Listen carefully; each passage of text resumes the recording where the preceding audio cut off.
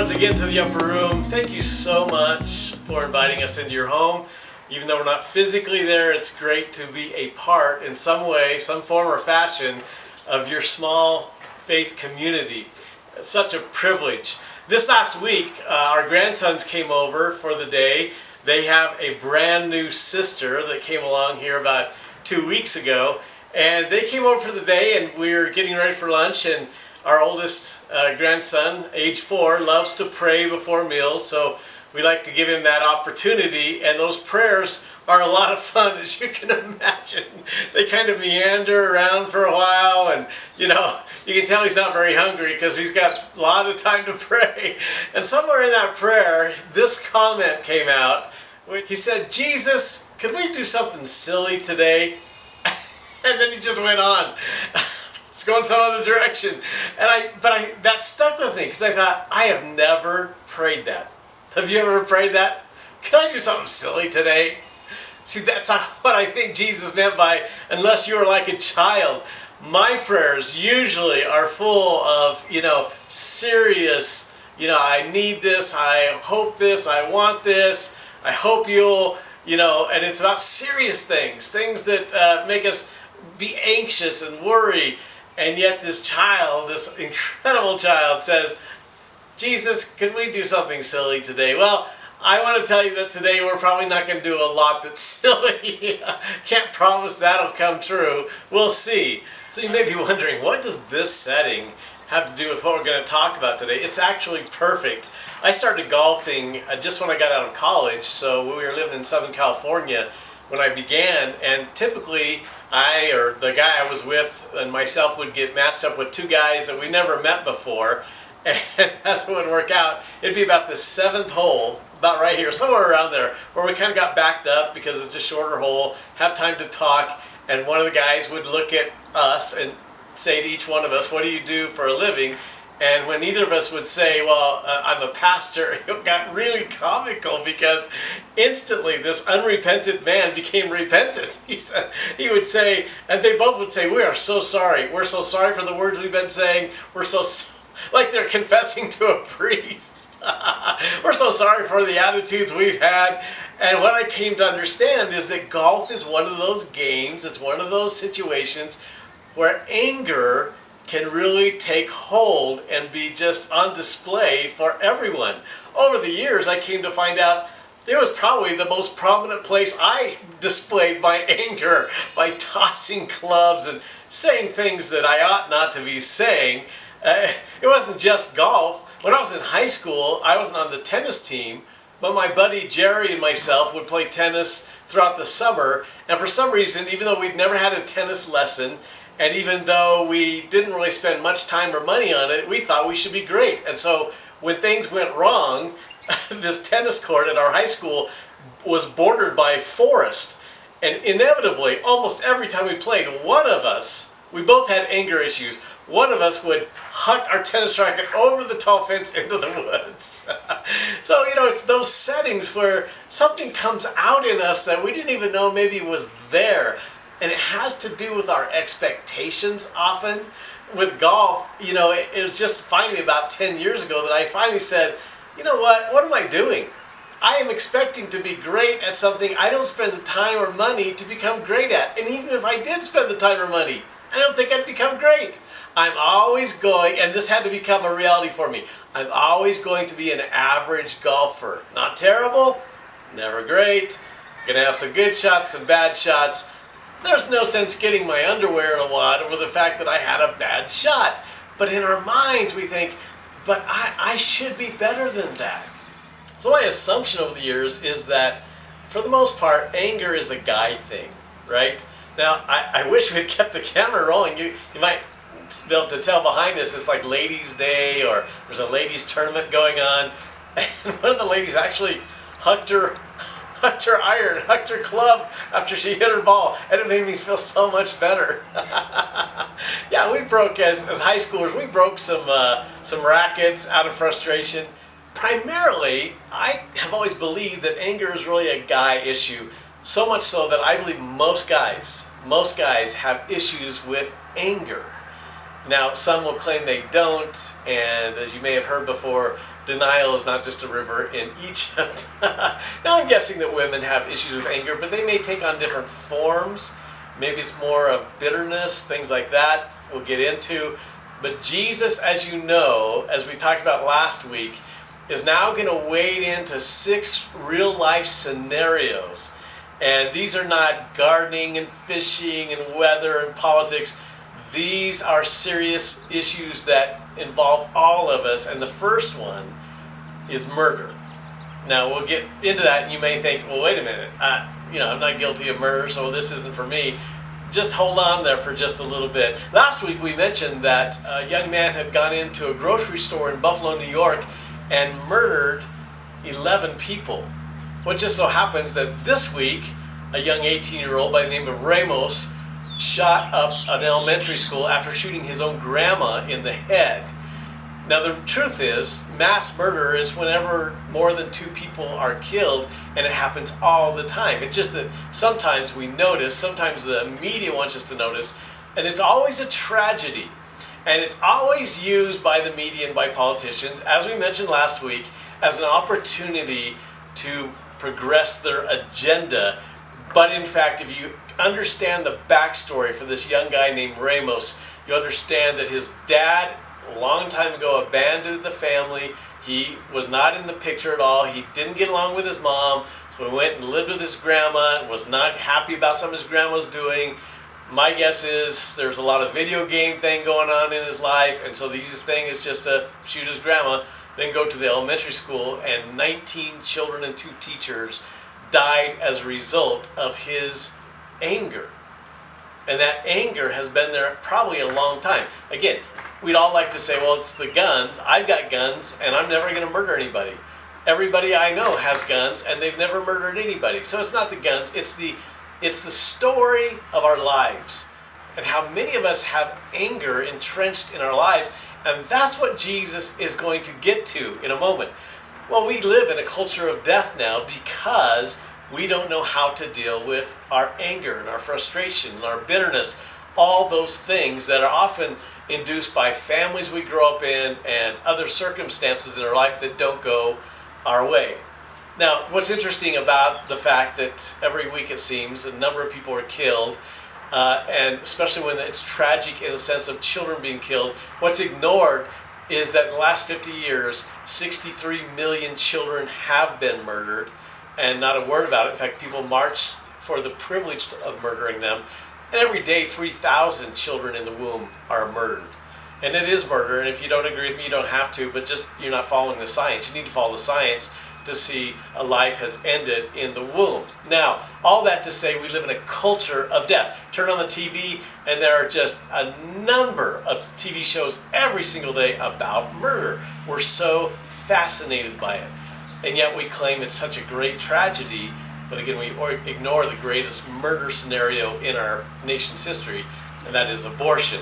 So Jesus is going to get into this issue in the first of 6 scenarios, and I think you might be surprised about what we learn. So of course, again, we're in this series called The Lucky Ones, a study of the Sermon on the Mount, and now in the Sermon on the Mount, he gets into these 6 real-life scenarios, and he's not flitting around on the surface. He goes deep real quick. Verse 21 of chapter 5, here we go. You've heard that it was said to the people long ago, you should not murder, and anyone who murders will be subject to judgment. That's where I wish Jesus would have stopped. Don't you? I mean, as soon as I read that, I say, I'm in good shape. I'm never going to murder anybody. I never have murdered anybody. I actually don't have any friends or family who have or probably will ever murder anybody. So I could say, in a very self-righteous tone, not for me. I'm good. Got that rule down. Go on to the next rule, Jesus. Unfortunately, as you know, the Sermon on the Mount is not about rules. It's about a way of life for people who live in the kingdom of God. So he does not stop there, all right? He does not say, if you're in prison for murder, this is for you. That's not what he does. He moves on to verse 22. But I tell you, all right, I've got news for you. If you're going to live in the kingdom, you're going to follow me. But I tell you that anyone who is angry with a brother or sister will be subject to judgment. Angry? Again, anyone who says to a brother or sister, Raka, is answerable to the court. And anyone who says, you fool, will be in danger of the fire of hell. First of all, what is Jesus not saying there? He's not saying if you say, Raka, which I only say when I read this passage, or you fool, which I hope I've not said it recently, that you're going to go to hell. He is not saying that. What he's saying is, you have accumulated enough guilt to be guilty. You have done enough to be guilty and in danger of spending eternity away from my Father. That's what he's saying. But he's not saying, you will go to hell because you said this word. Okay, don't put words in Jesus' mouth, is what I want to encourage you with. So the big question is this. This then you find out to be is not really about murder, it's about anger. Discussion question. What is anger? Describe it.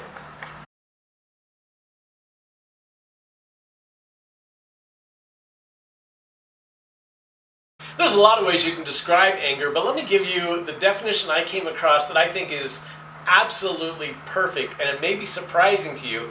It was a little surprising to me. Here it is. It is a feeling that takes hold of our body and immediately drives us toward interfering with and possibly even harming those who have thwarted our will or interfered with our life. Have you ever thought of it that way?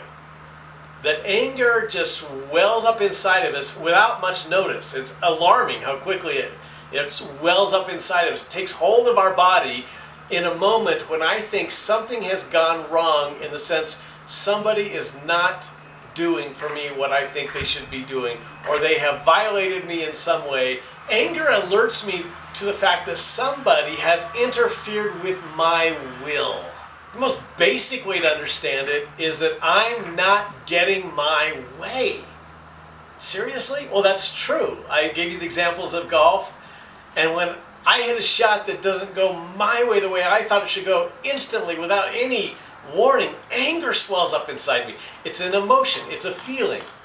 What is Jesus not saying? He's not saying that anger is a sin. We know that God has something called wrath. Right? God gets angry. God is not capable of sin, so anger is not a sin. But what is it he's saying? I believe what Jesus is laying out for us here is that anger enters in without us knowing it, and from that moment on, it begins a process in our lives. It won't surprise you to know that in our culture, anger is a big deal, because our culture, as we said before, is based on feelings being the guide for our life. So the process Jesus is talking about is these emotions hit us kind of unexpectedly, and then we kind of go into this process. I'm going to really outline for you in a way that will be easy to remember. If feelings are my ultimate guide, anger then begins to proceed forward, and he gets very detailed in that, and that's what I want to get into. So the model I want to share with you part of it comes from a guy by the name of Dr. John Gottman, who is a psychologist who has been at the University of Washington for years. For over 4 decades, he has studied married couples and can predict almost with 100% accuracy whether their marriage will survive or not. So he comes up with these kind of signs, these flags you want to look for. I'm going to use a couple of those, but then I'm going to add a couple others to help you understand how easily we can see if anger is beginning to process itself in our lives. So here we go. The first thing that you'll notice is what I'm going to call calculation. Now, calculation is simply this. It's our desire to count or compute when somebody has done something to interfere with us, our lives, or to harm us. We begin to compute that. We begin to count it. Does that make sense? We start keeping a record. We notice. And we can do that with someone as close as our spouse, someone as close as our children, our parents, and certainly we do it with politicians and celebrities and athletes, where we really keep track of the things they do and say and decide, okay, can anger continue on towards that person? So the first thing is calculation. The second thing is criticism. Okay, that's the second step in this process. Criticism. Now let's be honest. Have you ever criticized anybody today? And when I pay attention, I find that I am critical of a lot of people most of the time. That has taken root in my life. What I don't want to acknowledge is that that is the stepping stones of anger for me. That I'm critical, that I'm voicing my thoughts. What Jesus is saying is, now you're in the process. Now you're in the process, and the ultimate end game is murder. Now, will my criticisms end up in murder? Most likely not. But I'm still in the process. The third element or stepping stone, part of the process, is contempt. I think we need to spend a little time on this idea of contempt. It is so much more common than we want to believe, and we don't talk about it a whole lot. Contempt is really a sense of superiority, a sense that I'm better than whoever it is I'm talking about or talking to. It can become very common in marriage for one person to have contempt for another. It comes across with this idea that I have no respect for you, I have disdain for you. And so anger and contempt kind of go hand in hand, but I want to tell you something that may surprise you. I believe contempt is more dangerous than anger. Anger is the beginning point, but when we get to contempt, we're now at a place where, different than anger, where I feel like hurting you. Contempt is more about the fact that I don't care if you are hurt. I think that you are not even human in some respect. Your worth to me is nothing. See the difference? Anger is an emotion that hits us, and then we have to decide what to do with it. When we get to contempt, I'm now at a place where I feel like you, or whatever person I'm talking about or to, is of little or no worth. Once again, Dallas Willard articulates the details of this by saying, our verbal arsenal is loaded with contemptuous terms, some with sexual, racial, or cultural bearing, others just personally degrading. The intent and the effect of contempt is always to exclude somebody, to push them away, to leave them out and isolated. I believe the young man who killed the people in Buffalo, New York, had contempt for black people. Every person he killed was of that ethnic background. I also believe that this Ramos character this week, 18-year-old, had contempt for his family by shooting his grandmother in the head, and eventually for all of society. How else can you justify or understand the killing of children? He simply believed that no one else is of any worth whatsoever. C.S. Lewis talked about this as well. In all men's lives at certain periods, and in many men's lives at all periods between infancy and extreme old age, one of the most dominant elements is the desire to be inside the local ring and the terror of being left outside. That is, when we have contempt for somebody, we are pushing them outside our circle, and that's most of our greatest fear, is to be left out and then to be treated differently. And that's what we saw in the history of our country with racism, and we see around the world as well, as some groups of people are considered worthless. That's contempt. Finally, the fourth step in this process is condemnation. And that's what Jesus is talking about in that passage. When he says, Raka, you fool. When he says the word Raka, it's an Aramaic term that meant you are empty-headed. This is name-calling. This is having contempt for people. But when he says you fool, that was tied in Scripture to people who are destined for judgment, destined for hell. In their terms, destined for Gehenna, which was that dump outside of Jerusalem that was always smoldering. That's what you fool meant. That's why the Old Testament says, the fool says in his heart, there is no God. When I get to the place where I say there's no God, I am destined for condemnation. So when we do that to people because of our anger, and it ends in condemnation, we are now playing God. I am saying, I am in the position to condemn you to a place that no man would ever want to go. I have that kind of power. Now listen, this is what Jesus is saying, that anger is not sin, but it is a beginning of a process that most of us ignore. The harbingers of murder are seen long before someone kills somebody. I believe is what he's saying. The harbingers for young Ramos were there, but nobody paid attention. Nobody wanted to make a deal about it, and so it ends in murder. Jesus begins this teaching by saying, let's start with the end in mind, and that is, do not murder. But I tell you, if you wait till you get to that place, you won't stop. You need to go back to the harbingers, to the things that we're harboring, literally, how anger has taken a foothold in our lives. Now, don't miss the context. When Jesus says, if you are angry with your brother or sister, he is saying the context is community. Now, we get angry over things, right? I stubbed my toe last night, going to the bathroom, and it made me instantly angry. A feeling, an emotion swelled up inside me. But it didn't take me long before I realized there was no one to blame but myself. Maybe the bed, but what am I going to get out of blaming the bed?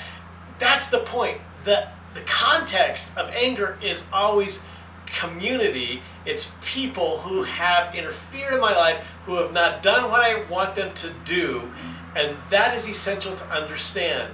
Anger pollutes community life, and thus we'll now see what Jesus says we do with anger to put an end to that process that starts to take place in our lives. And ultimately, Jesus is saying anger is dealt with differently in my kingdom than it is in the culture. It ought to be.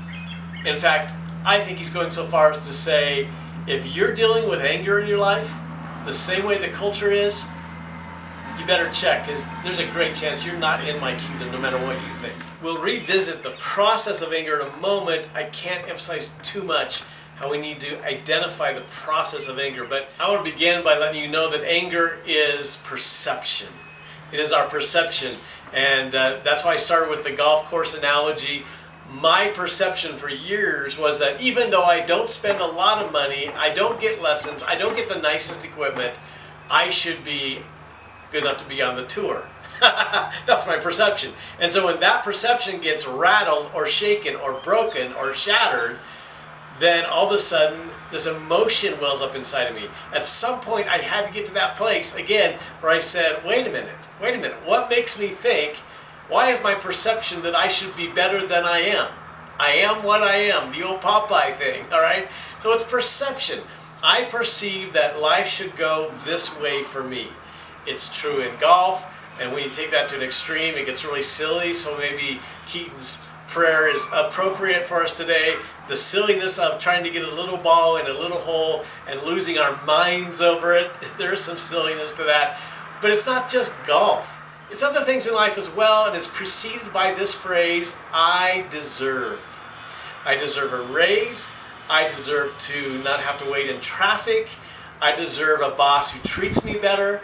I deserve a spouse who is kinder to me. I deserve, that's my perception. This is the victim mentality, and it is the victim mentality then that absolutely warps our perception. So first of all, anger is a perception. In what ways are you perceiving yourself to be deserving a certain kind of life in any arena of your life, in any area of your life? If that is true, chances are the emotional reaction of anger will begin for you. So my encouragement to you, if you want to really squelch the process of anger swelling up and becoming a permanent part of your life, is to first check your perception. Why is it I perceive I deserve more, and I'm a victim when I don't get more than what I have or what I think I deserve? The second part of it that you want to pay attention to is how personal it is, and it is very personal. We kind of began with this, but let me read to you from James chapter 4. Verse 1 says, what is causing the quarrels and fights among you? What are quarrels and fights? They come from disagreements, but usually from anger. We fight with people we're angry with. What is causing that? James asks. Great question. Don't they come from the evil desires at war within you? What are those evil desires? It's the growing sense of anger swelling up. Those are evil things that are happening inside us. Verse 2, you want, but you don't have. There it is. See, before studying this, I never would have said that anger is about me not getting what I want. But right there, James says it. You want, but you don't have. Therefore, you get angry and you get into fights and quarrels. You scheme and kill to get it. There comes the murder part. The end game of anger. You kill to get it. You are jealous of what others have, but you can't get it. So you fight and wage war to take it away from them. Anger is a result of not getting what I want. It's very personal with me. And when we live in a society that says my happiness is the supreme goal, my feelings are my guide, and if you're not allowing me to get what I want, even on the road, if I want to go faster and you're my way, where does road rage come from? I'm not getting what I want. You cut in front of me. I wanted that spot. I'm angry. See how that works? Would you have ever thought that anger was so closely connected and tied to my will being interfered with? But yet it is that personal. That's how it grows inside of us. So at least in our minds, we're thinking, you hurt me. You wronged me. You took something from me. And so here's basically the motto of anger, all right? You owe me. You owe me. Maybe it's a father that abandoned you as a child, like in young Ramos' situation. Maybe it's an abusive father or abusive parents. Maybe it's disobedient kids. You owe me more than that, a parent would say. Maybe it's a spouse that's abusive or a spouse that doesn't perform the way we think they should. You owe me. A boss owes me. The government owes me. You owe me a better life. It is that phrase that really indicates that anger now is materializing into something very dangerous and very alarming. So in order for this to continue to swell inside me, I must firmly believe that I have been mistreated or somebody has engaged with me in a way that is harmful to me, and so they owe me, and until that's resolved, and chances are after a while I get addicted to my anger, I don't want it resolved. I harbor, remember harbinger? I harbor the anger. I harbor what's going on inside of me, and it's growing like a cancer. So anger is sometimes perception. It begins that way, and then we need to remember it's very personal, and then we're back to the process of anger. So Jesus went out, continued teaching, using a couple of illustrations that at first glance seem to have nothing to do with anger. But they very much do, because they have to do with thwarting the process of growing anger in your life. So here we go in verse 23 of chapter 5. Therefore, he says, because of what I just said about anger, if you are offering your gift at the altar and there remember that your brother or sister has something against you, leave your gift there in front of the altar. First, go and be reconciled to them, then come and offer your gift. What's he talking about? Well, we talked about in the past this being about conflict resolution, and it is conflict resolution, but what is it really doing in context? It is snuffing out the process, the growth of anger. Somebody has something against you. You have done something, they have done something, again, that you didn't like, they didn't like, and anger is beginning to grow. He says, leave your gift. The most important thing to the Jewish person was to give their gift. He says, this is more important. We have to stop anger before it becomes unmanageable. So there the context is with a brother or sister, right? And then he goes on in verse 25, settle matters quickly with your adversary. So first it was a brother or sister, now it's an adversary. This is someone that is definitely not your friend, maybe not even part of the temple, part of your worship, part of your church. Settle matters quickly with your adversary who is taking you to court. Do it while you are still together on the way, or your adversary may hand you over to the judge, and the judge may hand you over to the officer, and you may be thrown into prison. Truly I tell you, you will not get out until you have paid the last penny. In other words, whatever animosity is growing between you and your adversary, you would be wise, Jesus says. He doesn't say you can't go to court, but you would be wise to try to snuff it out before it ends in a place that is really ugly. Years ago, I did a Bible study at the Air Force down in Tucson, and as a part of that Bible study, I got to meet a lot of people. There was one guy there that was a great guy. They called him Chin. I don't even know what his real name was, but they called him Chin. And one day Chin said, I said, Chin, what do you do around here? He said, you want to see what I do? And I said, sure. So he took me, on a walk and got to his office, and the sign above his door in his office said egress. And I said, Chin, what is egress? He goes, I'm about to show you. He took me inside and he showed me. He works with explosives all day long. I said, so explosives are egress? He goes, explosives allow egress. I said, you still haven't told me what egress is. He said, egress means to get out quickly. We put this dynamite, literally dynamite, underneath the seat of the pilots, and that's how they eject. When they pull the handle, it's called egress. They get out quickly. They got to get out quickly. The plane's going down. All right? So Jesus literally is saying, quickly deal with this. Get out of this situation where anger is about to just absolutely infiltrate every part of your being. Get out quickly. Egress. Paul will come along later and give this admonition in Ephesians chapter 4, verse 26. And don't sin by letting anger control you.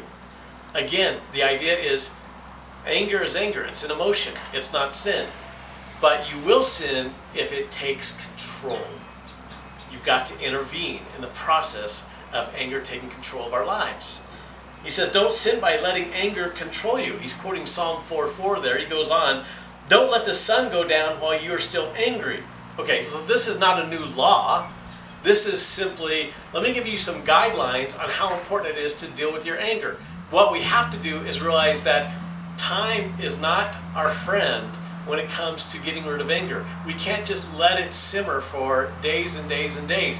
Let's get to it. Let's snuff it out. That's what Paul is saying. Now he goes on in verse 27 to give us the reason why. Again, if we don't lack a reason yet, he'll give us the reason why again. For anger gives a foothold to the devil. What a picture, right? The devil puts his foot in the door of our heart and he sits it there, and that's anger. And once he's got a foothold, he wants to take over. Jesus said the thief comes to steal, kill, and destroy, right? The thief is the devil. He wants to destroy you. And he has a way of doing it, and the way he does it in this context is by using anger to just dismantle who you are, dismantle your being, dismantle your relationships. It's been said a long time ago, I heard this, and one of my favorite stories, someone asked, how does one kill a wolf in the Arctic? Well, if you need to kill a wolf in the Arctic, the answer to that question, according to, maybe it was Eskimos, I don't know, but the way they did it was they took a knife and dipped the blade of the knife in blood and let it freeze. They then stuck the handle in the snow with the blade pointing up, a blade that has frozen blood coating it. A wolf comes along and sees the blood and is interested. So he begins to lick the blood. The warmth of his tongue melts the blood. He tastes the blood. Tastes good. He now gets more interested. And the more interested he gets, the more feverish he gets, the more he licks so rapidly that at some point he doesn't realize when it's no longer something else's blood he's drinking, but it's his own. He has cut his own tongue. Isn't that a great picture of how subtle the transition is from, hey, I'm just angry, to it's gonna kill you. That's Satan's design to kill you, to destroy you. And he uses anger, is what Paul is saying. I believe it's the same thing Jesus has been saying. Remember in the last lesson in Genesis 4 where Cain was, unhappy because God didn't accept his gift? God said to him in Genesis chapter 4, literally he said to him, if you refuse to do what is right, watch out, sin is crouching at the door, eager to control you. It wants to control you. And the sin he was dealing with was anger. He was angry. It wants to take control of you, he says, but you must subdue it and master it. What God was saying to Cain, and the rest of the story, he did not subdue it, he did not master it, and then murder was the end result. I believe that's a simple way to go from what Jesus says back in time to say that's how it ends ultimately. Now, what he says to Cain is true of us. He is saying when it comes to anger, you can't help it if it comes into your life, kind of like what Billy Graham used to say about temptation. It's like a bird flying into your hair. You can't help that, but you can keep it from building a nest. Jesus is saying don't let anger build a nest in your life. Don't let it set up harbor inside of you. Really, really important. You don't realize how dangerous anger is, how much it can destroy the lives of your family, friends, and your own life as well. Great old story about a knight that came back to his king after a day of being out doing war games or whatever they were doing. He comes back and the king says, "How did it go?" He said, "It went great. We've been pillaging and killing all the towns of the enemies to your west and got that accomplished." And the king says, "Wait a minute, I don't have any enemies to my west." To which the knight says, "Oh, you do now." That's anger. I didn't know anger was my enemy. Is it sin? No, it's not sin, but it's an enemy. And if I allow it to proceed in my life and grow and become a part of my life, and some of these things we can't see because it's so subtle. Paul comes along as a reminder one more time in Ephesians 4:31, and he says this: get rid of all, got it? Get rid of all bitterness, rage, anger, harsh words, slander, as well as all types of evil behavior. Get rid of all. You must subdue it. You must master it. Get rid of it. Throw it out. It's garbage. Notice that he didn't say just anger. He talked about other forms of anger. Harsh words. Jesus talked about that. Rage. Some men have rage. We see that with killings. There's also bitterness. Bitterness, again, I would say is more a female thing. Some of us men have it, but we tend to express our anger, and we're proud of how we express our anger. Anger doesn't need to be expressed, and it also doesn't need to be swept under the rug and held onto and cherished. Those are things Paul says as a command, get rid of it. Some of us, quite honestly, are not being obedient to Scripture. We are letting anger hang around, and we're not taking whatever radical measures we need to take to be rid of it, to have nothing to do with it in our lives. It comes, now let's uproot it, let's squash it. Discussion question: how are we doing at that, do you think?